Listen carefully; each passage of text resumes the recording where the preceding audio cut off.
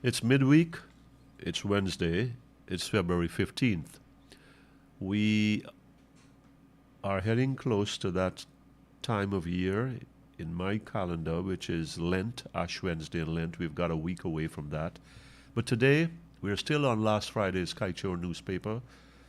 Exxon's boss contradicts Jagdeo on free gas claim. That made the news there. You know, we've been talking about oil and gas, and I think quite rightly so. Gas to shore, I'm sorry, gas to energy at Wales. $1.3 billion US dollars, real dollars.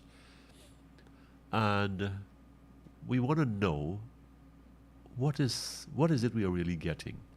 We've heard about cheap electricity. I want it. You've heard me say that before, and I'm sure you want it. And our businesses want it, and we can do very well with it when we have cheap electricity that is a reliable supply, that is constant, that is a given, that is taken for granted. Cheap and dependable supply of electricity. Now, the gas to energy project, the pipelines are being run, and there's going to be a power plant and then a liquid gas plant. So there are three components to this. So let's talk about the free gas, the gas coming there for conversion. 50 million cubic feet. That's a lot of gas. Are we going to be using all of that? What are we going to do with the rest? All right, we're not going to get there, but here's this.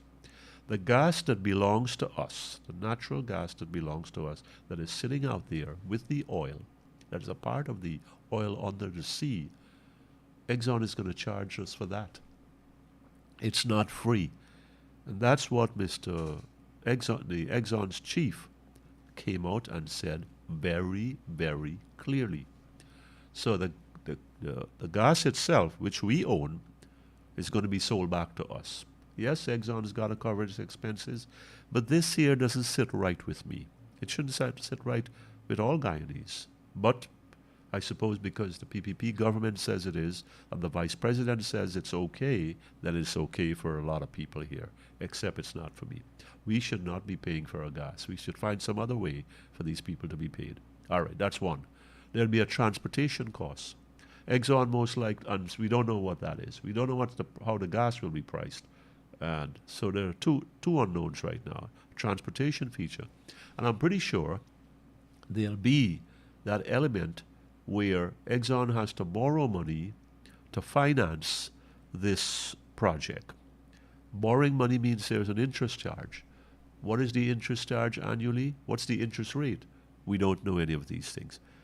We don't know almost anything. And that is my hang-up. That's my problem with the gas to energy. I want it. I will be the first person out of the blocks to applaud, to cheer the vice president for bringing on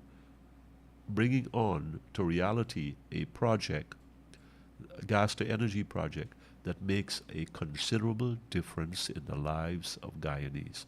For too long, we have been struggling and coping and quarreling and screaming and pulling our hair out of our heads when the light goes off, when the stuff boils in the fridge, when our children can't study or they have to study by lanterns and candlelight.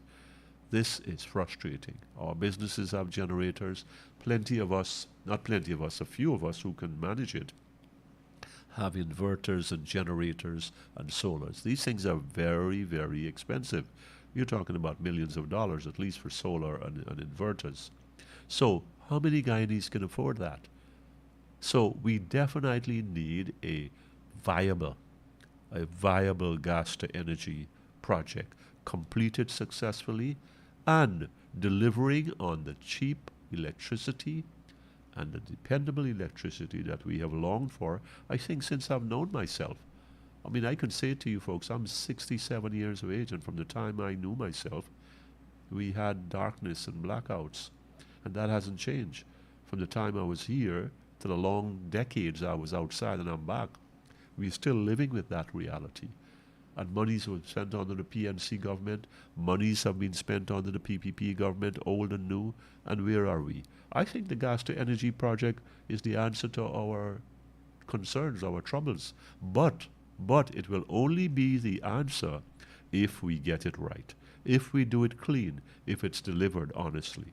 Only then can it benefit us, those of us who are waiting for a reliable and cheap source of electricity. The man said we're going to have to pay for the gas. The transportation is going to be a part of it, and the funding of it is going to be part of that the total cost. Would it be still affordable then? Well, we'll have to wait and see. I'm GHK Lall on Kaieteur Radio, 99.1, 99.5 FM.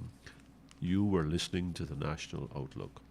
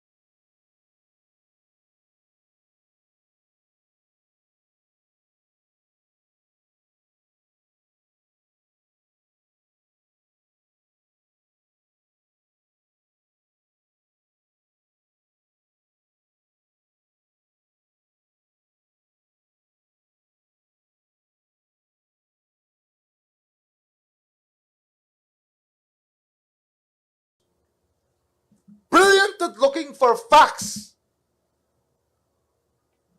Don't go too far.